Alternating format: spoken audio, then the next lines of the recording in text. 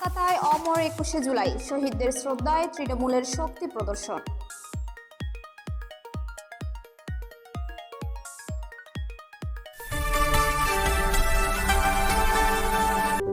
BD মেঘনা news 24।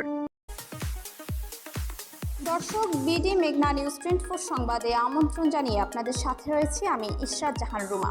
এতক্ষণ শুনছিলেন সংবাদের শিরোনাম। কলকাতা পশ্চিমবঙ্গ থেকে সমরেশ রায়ের তথ্যচিত্রে থাকছে বিস্তারিত। কলকাতায় পালিত হয়েছে শহীদদের স্মরণে ঐতিহাসিক অমর ২১শে জুলাই। একাডেমি অফ ফাইন আর্টসের সামনে তৃণমূল কংগ্রেসের সর্বভারতীয় সভাপতি মমতা বন্দ্যোপাধ্যায়ের আহ্বানে পশ্চিমবঙ্গ তৃণমূল যুব কংগ্রেসের উদ্যোগে অনুষ্ঠিত হয় এই কর্মসূচি। প্রতি বছর ভিক্টোরিয়া হাউসের সামনে সমাবেশ হলেও এবছর প্রশাসনিক ও আইনি জটিলতার কারণে হাইকোর্টের অনুমতি সাপেক্ষে একাডেমি অফ ফাইন আর্টস প্রাঙ্গণে আয়োজন করা হয় অনুষ্ঠানটি। সমাবেশে প্রধান বক্তা হিসেবে উপস্থিত ছিলেন মমতা বন্দ্যোপাধ্যায়। এছাড়া উপস্থিত ছিলেন অভিষেক বন্দ্যোপাধ্যায়, কল্যাণ বন্দ্যোপাধ্যায়, বৈশ্বনাথ চট্টোপাধ্যায়, কুণাল ঘোষ সহ দলের শীর্ষ নেতারা। অনুষ্ঠান শুরুর আগে শহীদ বেদিতে পুষ্পস্তবক অর্পণের মাধ্যমে শ্রদ্ধা জানান নেতাকর্মীরা। এ সময় বক্তারা তাদের বক্তব্যে রাজনৈতিক লড়াই অব্যাহত রাখার অঙ্গীকার ব্যক্ত করেন এবং দলের কর্মীদের সংগঠনকে আরও শক্তিশালী করার আহ্বান জানান। একই সঙ্গে আগামী রাজনৈতিক লড়াইয়ের প্রস্তুতি নেওয়ার বার্তাও দেন তারা। এদিকে তৃণমূলের পৃথক দুটি কর্মসূচি ঘিরে কলকাতা জুড়ে প্রশাসন ছিল সতর্ক অবস্থানে। পুরো অনুষ্ঠান শান্তিপূর্ণ পরিবেশে সম্পন্ন হয় এবং বিপুল সংখ্যক নেতাকর্মী ও সমর্থকদের উপস্থিতিতে সমাবেশটি শেষ হয়।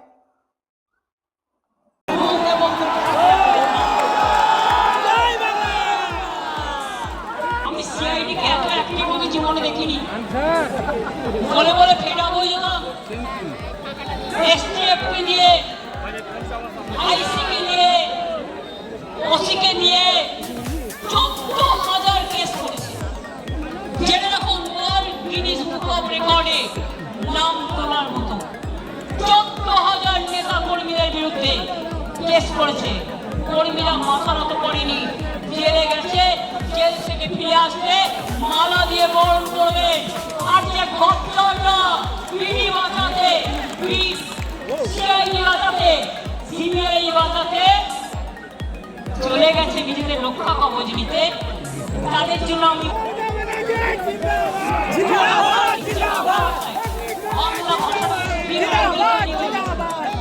দেখুন, আমাকে ইতিহাস পঞ্চম শ্রেণী পর্যন্ত ইংরেজি তুলে দিয়েছিল, ফলে আমাদের ছেলেমেয়েরা ইংরেজি বলতে পারতো না। আমাকে যার জন্য তাদের ট্রেন করবার জন্য লন্ডনের একটা ইউনিভার্সিটির সাথে আমাদের অফিসারদের আমাদের একটা ব্যাচা হয়েছিল। আরে ধ্রুপদ ভাষা এ তো আমরা পড়ে এসেছি। এতক্ষণ আমাদের সাথে থাকার জন্য ধন্যবাদ।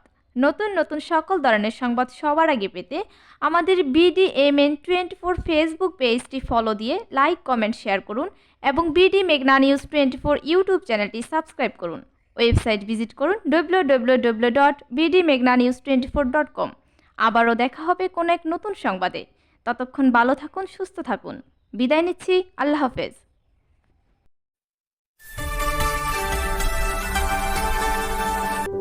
বিডি মেঘনা নিউজ 24।